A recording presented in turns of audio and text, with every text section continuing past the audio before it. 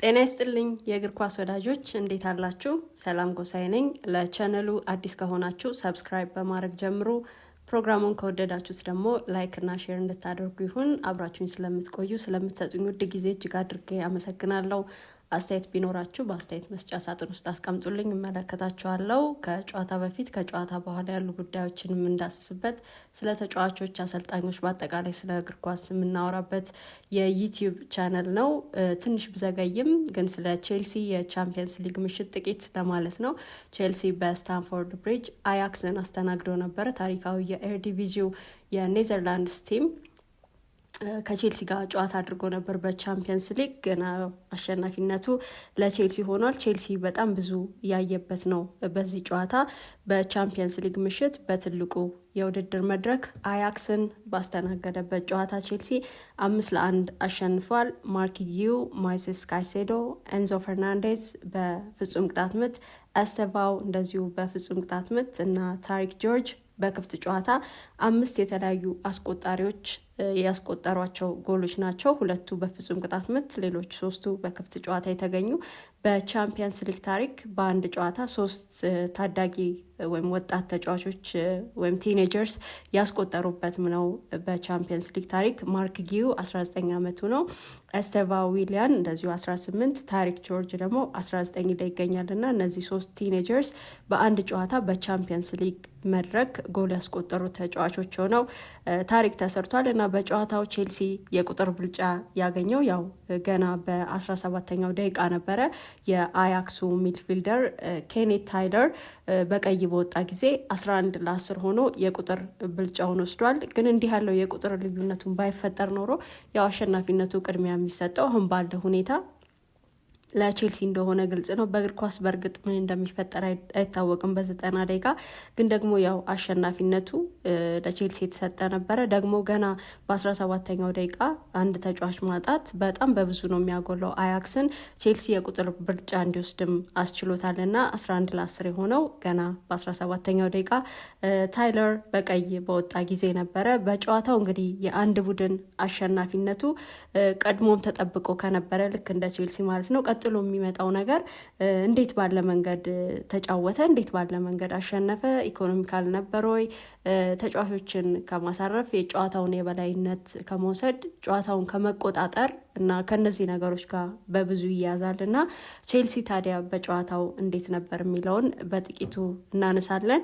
ሞይሴስ ካይሴዶ ቀኝ ላይ ነው የጀመረው ትላንትና። ያው ፎፋናና አዳራቢዮዮ ሴንትራል ባክ ላይ ተጣምረዋል። ዮሃል ሃቶ ግራ ላይ ጀምረዋል። በአማካይ ስፍራ ቦናኖቴ፣ ሮሜዮ ላቪያ እና ፈርናንዴስ ናቸው የነበሩት። ከነሱ ፊት ኤስቴቫው፣ ጊዩ እና ጊትንስ ናቸው ጨዋታ የጀመሩት። በቀኝ በኩል ያው ካይሴዶ ከኋላ ጀምሯል። ቦናኖቴና ኤስቴቫውን እናገኛለን። በግራ በኩል ሃቶ፣ ፈርናንዴዝ እና ጊትንስ ነበሩ። የኤስቴቫውና ጊትንስ በዚህ በዊንገርስ ወይም በመስመር ላይ መጀመር የነሱ ሊንክ አፕ ፕሌም እንደዚሁ በብዙ የሚጠበቅ ነበረ።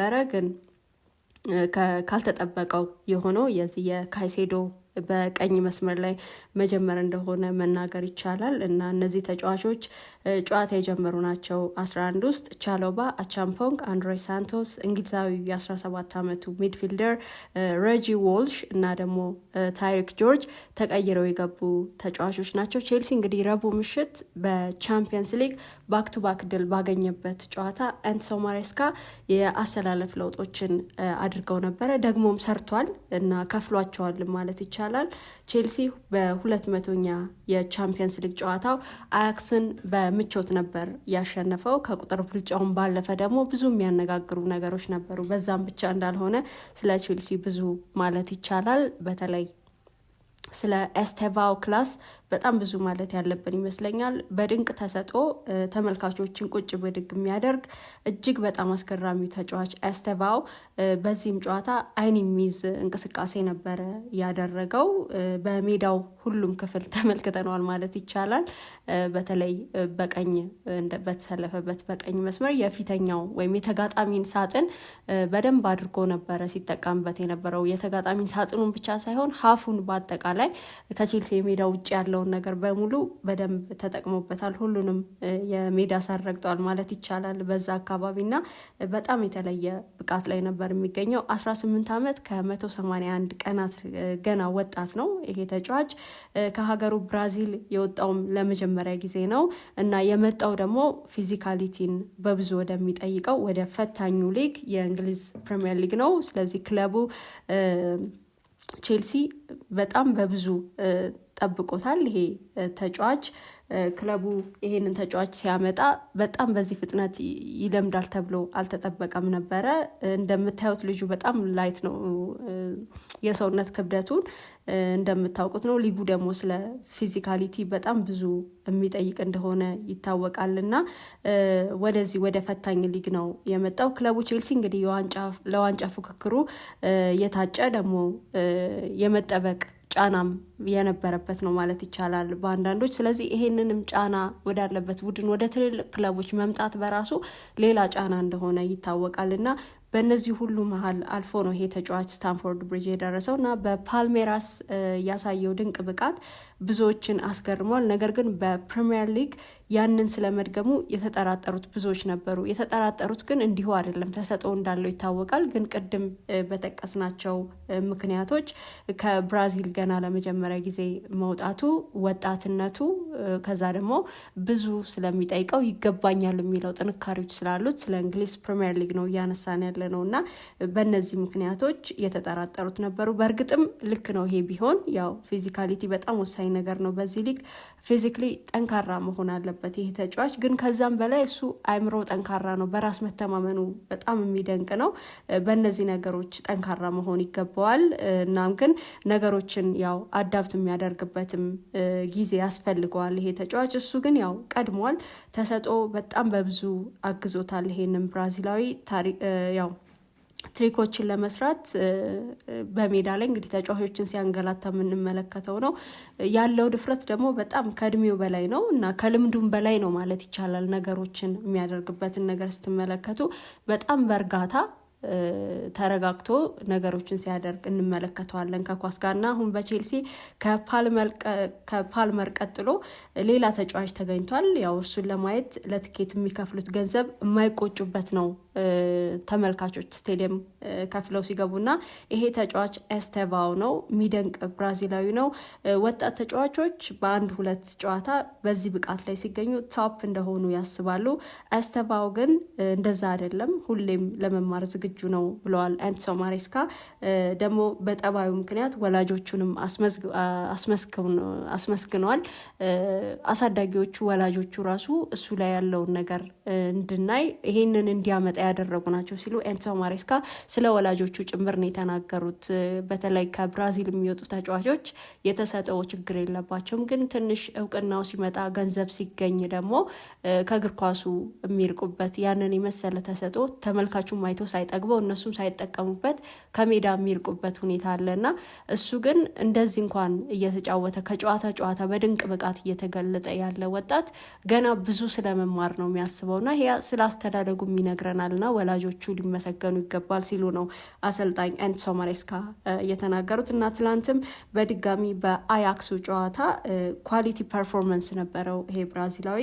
በራስ መተማመኑ፣ ድፍረቱ፣ የድሪብል ብቃቱ፣ ተጫዋቾችን የሚያሞኝበት የሚያቄልበት መንገድ እና በጫና ውስጥ ሆኖ ደግሞ ኳስ የመቀበል ብቃቱ በጣም የሚደንቅ ነበር። ከዛም በላይ የማዕዘን ምቶች ሲገኙ የሚያወጣበትን መንገድ ተመልክታችኋል። መቼም እንደው አስቆጣሪዎች ቢገኙ በጣም ጥሩ ነው የሚያነሳው የማዕዘን ምቶችን በጨዋታው። ያው ከሁሉ በላይ ሾት ያደረገውም ተጫዋች ነው። ከሁሉም ተጫዋቾች በላይ ከአያክስ ይሁን ከቼልሲ በጣም ብዙ ሾቶችን ያደረገው ተጫዋች እሱ ነበር። 8 ሾቶችን አድርጓል እና በዚህ የውድድር ዘመን በቻምፒየንስ ሊግ ብዙ ሾት በማድረግ የሚበለጠው በአንድ ጨዋታ ማለት ነው በጋላት ሳራዩ ቪክቶር ኦሲሜን ከቦዶ ግሊምት ጋር በነበረው ጨዋታ 9 ነው ያደረገው እሱ እና በሪያል ማድሪዱ ኪሊያን ኪሊያን ኤምባፔ እሱም ከማርሴይ ጋር በነበረው ጨዋታ 10 ነው ያደረገው። አሁን ደግሞ ከአያክስ ጋር ኤስተቫው 8 ሾቶችን አድርጓልና በጨዋታው ከአያክስ ጋር በነበረው ጨዋታ በአታኪንግ ሲኩዌንስ የነበረው ኢንቮልቭመንት በአንደኝነት ያስቀምጠዋል ይሄንን ተጫዋችና ስለ ጨዋታው በጣም ብዙ የሚነግረን ነው ይሄም ቁጥር። ኤስተቫው እንግዲህ በእንግሊዝ ካለው ነገር ራሱን ማላመድ ማመቻቸት እየቀረው በዚህ መጠን በድንቅ ብቃት ላይ ከተገኘ የወደፊቱን ማሰብ ነው ደግሞ። ስለዚህ ብራዚላዊ ያኔ በደንብ ራሱን ከሊጉ ጋር ባመቻቸ ባስማማ ጊዜ ከሁሉም ሜዳ ውስጥም ከሜዳ ውጭም ካሉ ነገሮች ጋር መስማማት መመቻቸት በቻለ ጊዜ ሙሉ በሙሉ የተለየ ነገር እንደሚያሳይ በእርግጠኝነት መናገር ይቻላል። ያው ፍላጎቱ፣ ቴክኒኩ፣ ኤነርጂው በየጨዋታው የሚያሳየው ነገር ነው። በጣም ግሩም ነው እና ሶስቱ ቲኔጀርስ እንግዲህ በቻምፒየንስ ሊግ ታሪክ በአንድ ጨዋታ ጎል የማስቆጠር ታሪክ ሲሰሩ በዚህ ደረጃ እንግዲህ ቼልሲ የተጠቀመባቸው ተጫዋቾች 10 21 ዓመትና ከዛ በታች ነበሩና ስለ ወጣቶቹ ቼልሲ ስላለው ፖቴንሻል በጣም ብዙ የሚነግረን ነገር አለ። በዚህ ሁኔታ እንግዲህ አያክስን ማሸነፍ ነው በቼልሲ የበለጠ መነቃቃት፣ የበለጠ የመነሳሳት መንፈስ፣ በደስታ የተሞላ የጋለ ስሜት የተመለከትነው በዚህ ምክንያት ነው። ቼልሲ ያሳረፋቸውን ተጫዋቾች ተመልክተናል። በተቃራኒው እንግዲህ በአያክስ የ41 ዓመቱን ግብ ጠባቂ ተመልክተናል። በቻምፒየንስ ሊግ የተጫወተ ሶስተኛው በእድሜ ትልቁ ግብ ጠባቂ ነው። ግን ቼልሲ ያሸነፈው በዚህ ግብ ጠባቂ ወይም በሬምኮ ፓስፊር ድካም ሳይሆን በቼልሲ አቅም ባላቸው ተጫዋቾች ምክንያት እንደነበረ ሙሉ በሙሉ መናገር ይቻላል። እንግዲህ እኔ ለቼልሲ በዚህ የውድድር ዘመንም ቢሆን ቶፕ 4 መጨረስ ትልቅ ስኬት ነው ላለው ደጋግሜ ያንን የምልበት ምክንያት እንግዲህ የቡድኑ ወጣት ተጫዋቾች አቅማቸውን በመጠራጠር አይደለም፣ ለከባዱ ፈተናም ዝግጁ ናቸው ወይ በሚለው ነገር ነው፣ ወጣቶች ስለሆኑ ማለት ነው። እና ይህንን መጠበቅ እንግዲህ ተጫዋቾችን ጫና ውስጥ እንደሚከታቸው አያይዞ ማንሳት ይቻላል። ደግሞ ጫና ውስጥ ከመግባት ጋር ተያይዞ የሚመጡ በጣም በርካታ ነገሮች አሉ። በራስ መተማመንን ማጣት፣ በሜዳ ላይ በሚደረጉ እንቅስቃሴዎች ላይ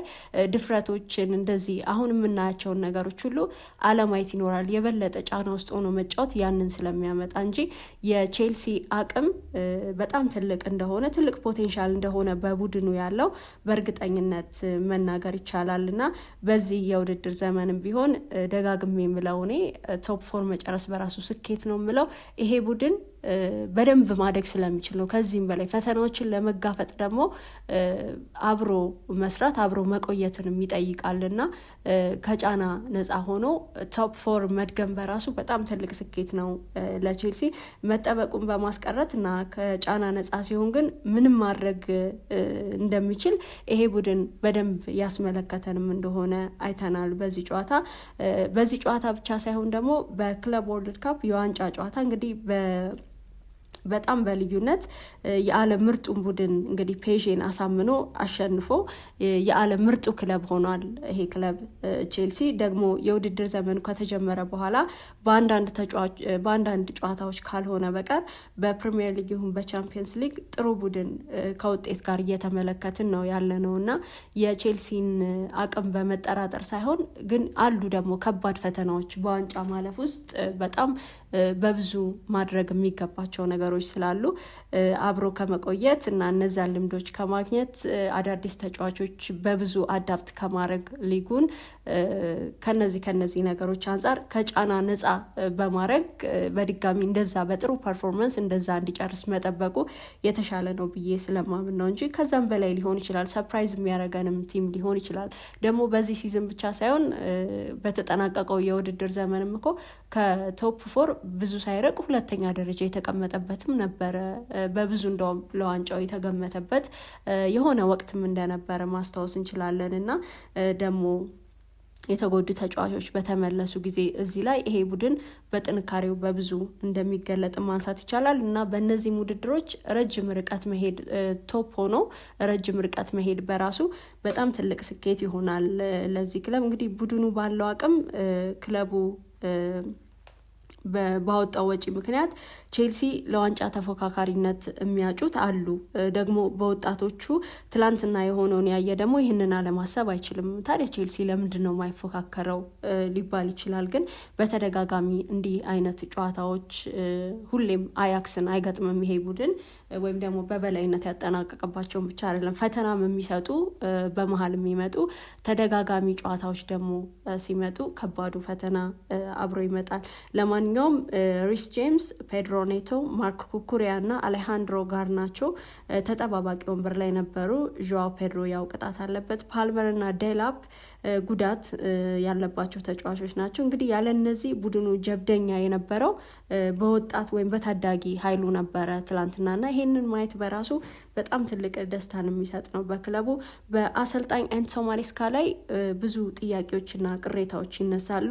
ሪስክ ወስደው ተጫዋቾችን ወይም ደግሞ የተጫዋቾችን ፖዚሽን በቀያየሩ ጊዜ ብዙ ቅሬታዎች ይነሱባቸዋል ወይም ጥያቄዎች አሉ። ነገር ግን እስከሰራ ድረስ ሁሌም እሳቸው ትክክል ናቸው። ካልሰራ ነው ጥያቄ የሚነሳው እንጂ እስከሰራ ድረስ ሁሌም ትክክል ሆኖ ይቀጥላሉ። አሰልጣኙ ትላንትም ሞይሴስ ካይሴዶን ራይት ባክ አድርገው ነው የጀመሩት እና ብዙ ጥያቄዎችም አይነሱም።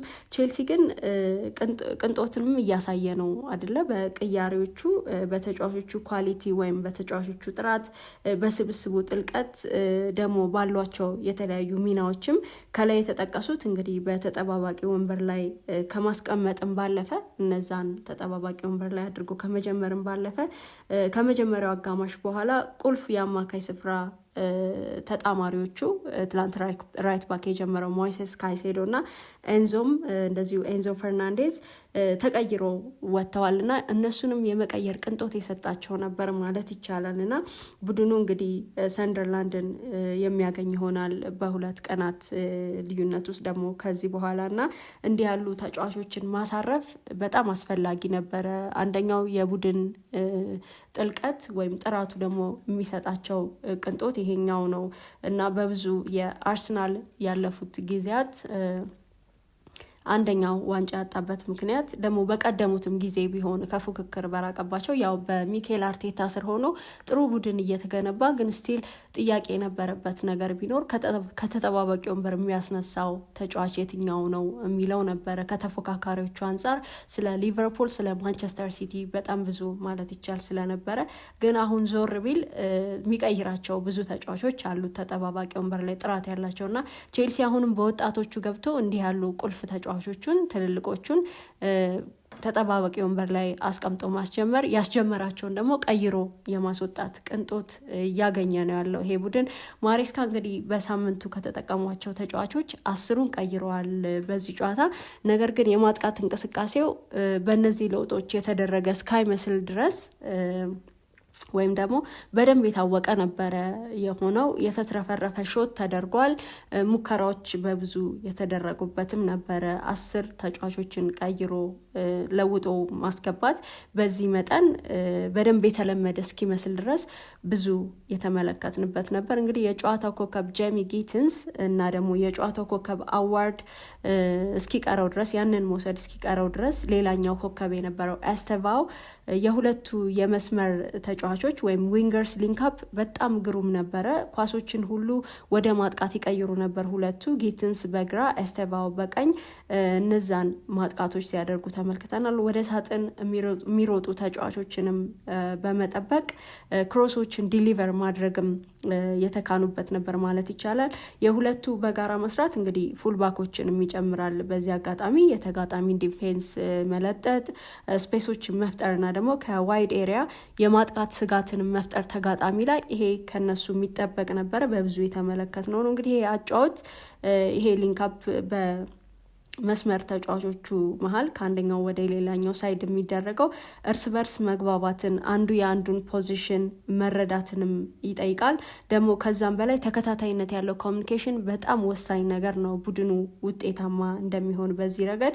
ለዛም ነበር እንግዲህ በአንድ አጋጣሚ ካስተዋላችሁ ኤንዞ ማሬስካ በጩኸት ጊትንስን እየጠየቁት ነበር። የኤስቴፋውን ክሮስ ለማግኘት እንዴት ብቁ እንዳልነበር ሲጠይቁት ነበረ። በእርግጥም እዛ ቦታ ላይ መገኘት ይገባው ስለነበረ ነው ይሄ ተጫዋችና ይሄም ትላንትና ቼልሲ የተመለከተው በጣም ትልቁ ነገር ነው በእነዚህ ተጫዋቾች በነበረው ነገር ማለት ነው። ይሄ እንግዲህ አትራፊ የማጥቃት ዘዴ ነው ማለት ይቻላል ቼልሲ በብዙ ያተረፈበት እና ከዚህም በኋላ የማይደራደርበት ይመስላል እንዲህ ያለውን ነገር። ማሬስካ እንግዲህ ከመስመር ተጫዋቾቻቸው ወይም ዊንገርስ እንዲህ ያለውን ነገር ይጠብቃሉ። በሊቨርፑልም ጨዋታ እንግዲህ የኤስቴቫው ያለቀ ሰዓት ጎል የተገኘው ከማርክ ኩኩሪያ ክሮስ እንደነበረ የምናስታውሰው ነው። ተጫዋቹ ማንም ይሁን ግን ከአንዱ ወደ አንዱ የሚደረገው ይሄ ክሮስ መተጣጣት የለባቸውም በተጫዋቾች መሀል እንዲህ ያለውንም ትርፍ ስለሚያስገኝ ማለት ነው እና ይሄ በብዙ የተመለከትነው ነበር በትላንትናው ጨዋታ እና ማሬስካም እንዳሉት ምሽቱ በጣም የኮሩበት ነበረ። ለክለቡ ይሁን ለቡድኑ ወጣት ተጫዋቾች በጣም በብዙ የተገለጡበት አስደሳች ምሽት ነበረ ያሳለፈው ማለት ይቻላል። ያለ ቀይ ካርድ ተጠናቋል ይሄ ጨዋታ ላይ ቼልሲ በጣም ሌላው ደስ የሚለው ነገር ይሄንን በልዩነት ማንሳት ይቻላል። ቀጣይ እንግዲህ ቅዳሜ ነው ቼልሲ የፕሪሚየር ሊግ ጨዋታውን የሚያደርገው ከሰንደርላንድ ጋር ነው። ከታች ከመጡ ቡድኖች በጥንካሬ የሚገለጥ ነው። ሰንደርላንድ ከዚህ በፊት በገጠማቸው 8 ጨዋታዎች ባደረጋቸው 8 ጨዋታዎች የነበረውን ጥንካሬ ክለቦች ላይ እንዴት ያለ ፈታኝ ቡድን እንደነበር ተመልክተናል እና አሁንም ቼልሲ በሜዳው ሰንደርላንድን ያስተናግዳል። ቅዳሜ 11 ሰዓት ላይ የሚደረግ የፕሪሚየር ሊግ ጨዋታ ነው።